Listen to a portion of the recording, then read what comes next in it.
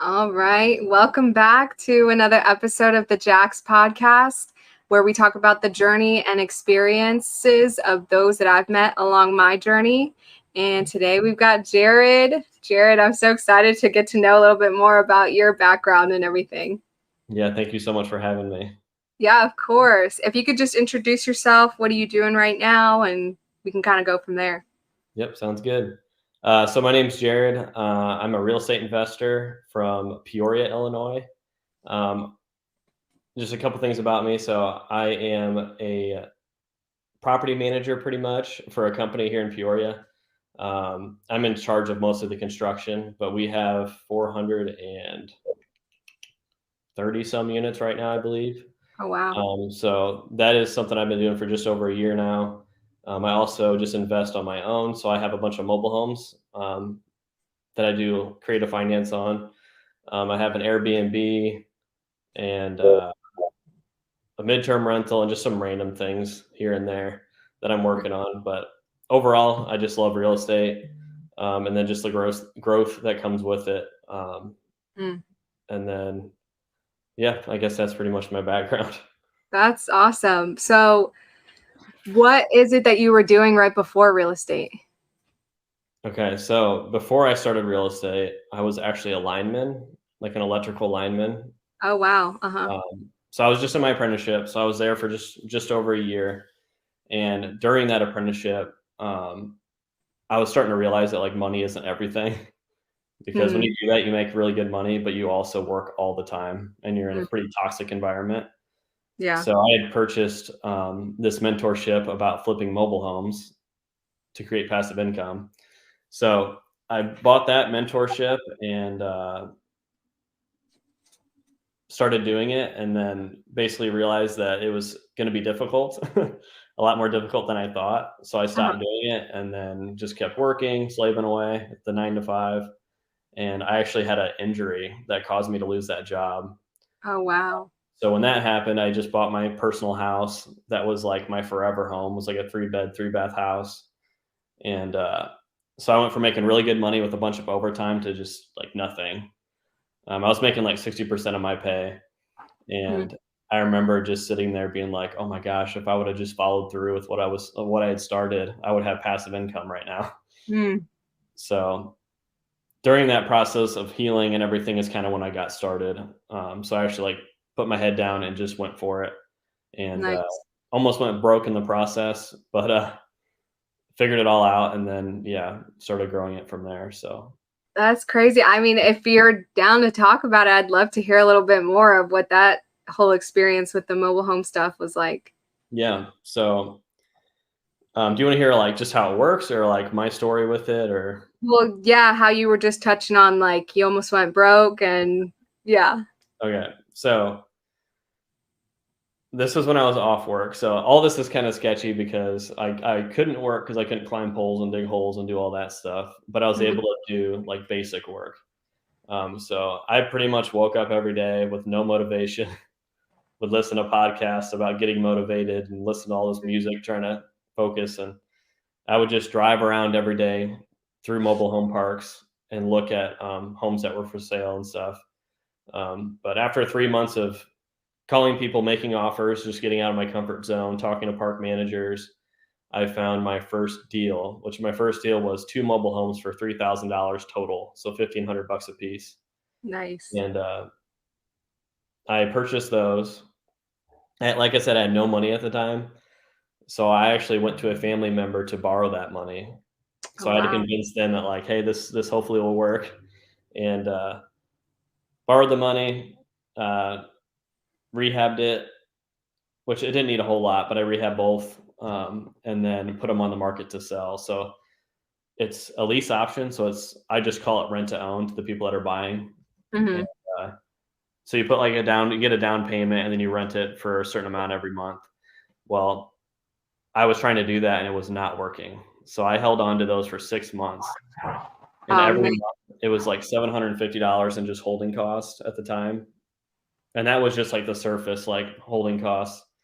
So it's probably like $1,000 a month that I didn't have. So I remember I got down to like 5 months of holding, and I was at the point where I was gonna like give them away. and just lose money on them. And man, I was stressed out. I was Ugh, watching, I watched Pursuit of Happiness. Have you seen that movie? yeah. Like where he like can't pay anything, and like I was in that movie, and I like looked at my bank account, and I was like, I literally can't make my payment tomorrow for my house. Ugh, And I remember like I was like crying a little bit. I'm like, oh my gosh, like no one knew, but I was just freaking out. And funny thing is, I just tweaked a couple of the numbers, like the monthly rate, and I sold the first one I think on December 2nd, and the second one that I had actually got it pretty much signed, like a verbal agreement on Christmas. So like 23 days apart, I got the second one sold, and then I bought nice. my next one in January and sold it in January. So then I did 4 in a row, Oh, 4 months wow. in a row. So I went from like being broke to now I had like an extra, what is that, like $1,200 a month in income. So I was like Nice. super excited. That's so crazy. Yeah. So you kind of touched on it, but I'd like to go a little deeper of like the mindset stuff. Like, because I definitely think in I mean in all life, but in this business especially, it's really just a mindset of like, especially in the creative finance world, like we're so used to hearing things have to go this way, you can't do this. And it's like we're starting to open our eyes to, okay, it's not that we can't do that, it's a matter of how can we do that. Yeah. So yeah, if you could just kind of touch on like what mindset kind of looks for you, what you've kind of utilized in your journey to keep you on the right path. Yeah, it's kind of funny. Like a long time ago, I would have been able to answer this question really well, but I feel like I've been doing this for so long now, like 5 years, I guess isn't that long, but where it's just like ingrained in me to just keep doing this. But at the beginning, it was very scary to push outside your comfort zone in anything that you do, like Mm-hmm. this. But all I did was listen to people talking about. I listen to a lot of Joe Rogan talking about how jobs are like they put out honeypots for you, like a retirement and a 401k and benefits and all this stuff to try to keep you trapped in this job that you don't really like, but you're going to be here every day for the next 30 years. And I just thought about that and then just knew that if I would put the same amount of effort that like a job would require on something that of my own, like it's not going to pay me as much upfront probably, but if I just put in the effort and do it, eventually it's going to pay off like way more than what my job will, and it'll give me the freedom and stuff to do it. Uh, Mm-hmm. but I guess it's just looking to the future rather than the next day, like or Right. like the next weekend. Yeah. Um, and I think that's where my biggest mind shift has gone, is Yeah. looking farther out than what most people do. Oh And yeah. the next paycheck isn't like the biggest thing ever. Like I would rather 10 years down the road make $1 million than whatever in a No, week. yeah. I So, think it's that people talk about instant gratification, mhm. and we definitely feel like almost entitled in this country of like, I don't know, it's hard for people to really take that chance on themselves. Yeah. I don't know if you've heard of Andy Frisella. Oh yeah, I love Andy. Oh my gosh, that's who I was like popped into my head when you were talking about what you're talking about, because it's so true. Like, it really is just you put the work in, you stay disciplined, you stay consistent. And honestly, just like in my story, I listening to Andy, I did the 75 hard. Oh, And my first time completing it was last year in like July. And from my first time doing it, I started in like April, to now where I am today, I've lost over 50 pounds. And it's so yeah. crazy. It's so crazy to me because I almost don't even like remember being 50 pounds heavier. Like I look at photos and I'm like, oh, that's what I looked like. Like, and it's crazy because I'm literally right now, I'm 26 years old and I weigh less now than I did like my junior year of high school.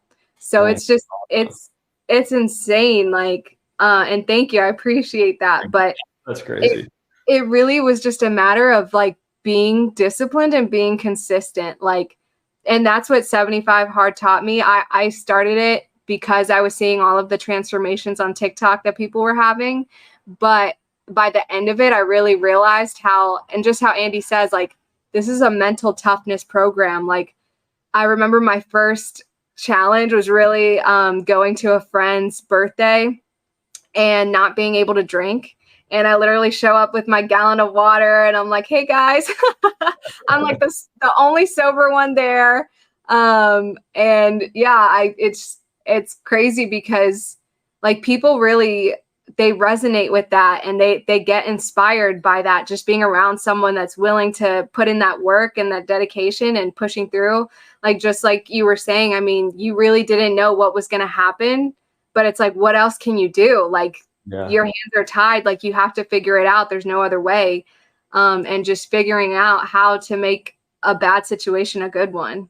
So that's really cool. I don't know, like, if you want to speak on it, I'm curious of, like, you mentioned how really nobody knew what was going on.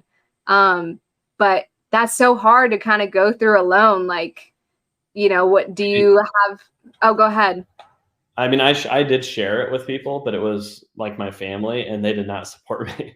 My mom did. My mom's always been like, Jared, I'll support you with whatever you do. But my dad, man, he hated the fact that I was wanting to do this stuff, and he was all about work the 9 to 5 and have the benefits and all that stuff. So yeah, I don't know. I just know the alternative to not doing this is working at a job that I don't really like for 8 hours a day for the next 30 years. And then that's my entire life. Then by the time you're retired, it's like you're too old to travel and do everything that you want to do. And so.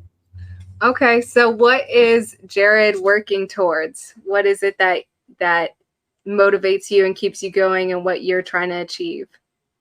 Man, I need to think about that more. People ask me that question a lot. I have like goals on like what I want to do in life. I don't really have like number of units or like a hard money goal that I want to get to. I just want to be able to travel. So like this winter, I'm planning on going to the Philippines for like a month. Oh, nice. And then we're looking at going another place, hopefully to look at buying some property outside the country. But yeah, I guess my goal is pretty much to be able to travel whenever I want to not have to go into a 9 to 5. And then also to be able to provide for my family, which I don't have a family right now, but when I have one, to be ready for that and to work or make enough money and my wife can stay at home with the kids. The kids can go whatever school that I feel is good at the time, because that stuff's getting kind of weird now. But yeah, just the freedom overall is what I'm looking for. So that's awesome. And then as things go, you always just keep finding new mountains to climb, it seems like. So yeah, for sure. How did you come across Sub 2? I think it was just an ad on my Instagram. Yeah. So literally I just follow a bunch of real estate people. So I think it popped up and it said, do you want to be in the top like 1% of investors? Like, you need to learn like creative financing. So I remember I was actually driving out to one of my mobile homes, and I think I booked a call while I was driving, which shouldn't do that. But yeah, from there, then I had someone call me and then had a conversation, and that was like right when it first started. So I wish I would have got into it right then, but it took me like another 3-4 months to get in. So you've been in for how long? Actually, it's almost exactly 2 years, so just over 2 years. Oh, nice. Yeah. Wow. I haven't done as much as I wish I would in Sub 2, but working on that still. Yeah. So okay. Yeah. Honestly, my biggest thing to you would just be really focusing on the community side of things, because I think it's insane that there are people that genuinely just want to see you succeed. And especially with like your mentality and like your experience that you had already, and the time that you're able to commit, I think that it's incredible how the opportunities are so endless. Especially in Illinois, like I've met a couple people in that area, and I always hear the same thing, that like the cash flow is really good out there. Like you can get properties a lot cheaper. Like you're literally buying houses for a third of the price that I am in Florida. and cash flowing or renting it out for almost the same. And I'm like, okay, maybe I need to look at a different market. Well, if you want to get in the market, just let me know. I'll help you out. Yeah. But that's the thing. Like, yeah, I'm open to whatever, because it's like, we don't know what we don't know unless we ask and unless we start. Like, it's the people that we meet along the way that really pull us up and show us different things. Because if we're not growing and learning, like, we're stagnant and we're staying in the same place. So I really do, like, I strongly believe in just putting yourself out there and meeting people, because people genuinely just want to help you. Yeah. So like my biggest hurdle was like sub 2 in the community is I do not like social media. So I don't like posting anything. So it takes a lot for me just to hit like post on anything that I do. Yeah. But I have learned, and that's why I'm doing the Project Forward, is that it is a very good way to get business and then just to get your name out there. So, and I do want to make an impact. So we're working on something right now that I'm like super excited about that would be giving back. And if we do that, I do want to share it and like kind of get that out there. So I'm trying to get better at this part of it. I just don't like it. Hey, I will like it, hopefully. Yeah, you're in the right place. I had been thinking about doing a podcast, and it was something that I was like, oh yeah, that sounds like a good idea. But then now when it's like, okay, that's your homework, and if you want to stay in this group, you need to figure it out. I'm like, okay, I guess I'm starting a podcast. Yeah. But it's cool, because like this very example, like, it's bringing me an opportunity to meet someone in another area to expand my network. And literally, your network is your net worth. And I'm really seeing that firsthand. Do you have a partner that you work with?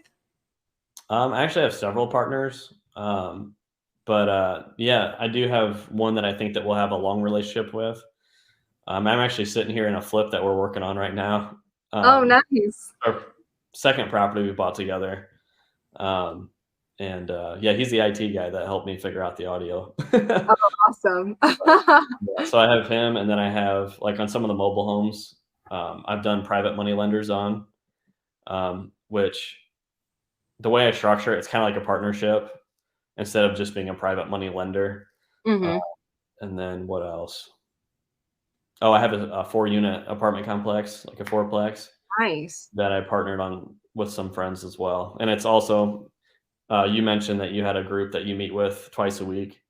I have a group that I meet with from our real estate meetup here in Peoria that we meet once a week. And now we're starting to buy deals together. So that's so awesome. Yeah. So community is awesome. Yeah. Definitely need to get as involved as you possibly can. Sorry, I'm not good at English apparently. But yeah. So do you think that there's anything that you could pinpoint of what's been your biggest hurdle that you've had to overcome? My biggest hurdle definitely was like the fear of just like talking to people and putting myself out there. Making lowball offers or like cold calls is like one of the most stressful things for me for some reason. I'm a lot better at it now. Yeah. And like with the mobile homes, it doesn't bother me at all to like do it. But when it comes to buying like the next step, where I feel like it's like the next step in my like business, I get nervous again. That, and then also just finding the deal. I used to have a virtual assistant that called for me all the time. So I was doing lead follow-up every single day for like 7 months, and I never found a deal. Oh, man. I don't know why that was. I don't know if it was just my bad closing skills or what, but yeah, that's my biggest hurdle is finding the deals, but now it's starting to happen a little more often. Okay, nice. Sorry, I'm jumping all over the place and I'm answering questions, but that's awesome. Well, yeah, where can people find you and follow you if they want to follow along on your journey? You can find me at my YouTube channel, which is just Jarod Rutherford, which that's Jarod, like on the screen, and then Reatherford. It's a long last name. And then you can follow me on Instagram at Jarod13, which is spelled JAR0D13. Nice. I'm going to share more stuff on there. So good. Yeah, definitely need to. Well, quick question. Yeah. Why? I've never seen Jarod spelled the way that it's spelled. How did that, like, why? Is it just parrot creativity, or is there a reason? So I've heard different things. I initially thought that the nurse misspelled it because my parents just said Jarod, and then they just like got the thing, and then it was spelled that way. But then as I got older, I found out that one of our family friends, their kid's name is exactly like mine. Mm. So I think, I don't know. I think maybe that they got the spelling from him. So the answer is I have no idea. But You never asked? I thought I had, but maybe not. I'll get back with you on that one. That's so funny. I love it. It's unique. It's better to stand out and be unique. So that's awesome. I agree. So. All right, Jarod. Well, I appreciate you so much. It was great talking with you. We'll definitely be in touch. Yep. Sounds good. Thank you, Jackie. All right.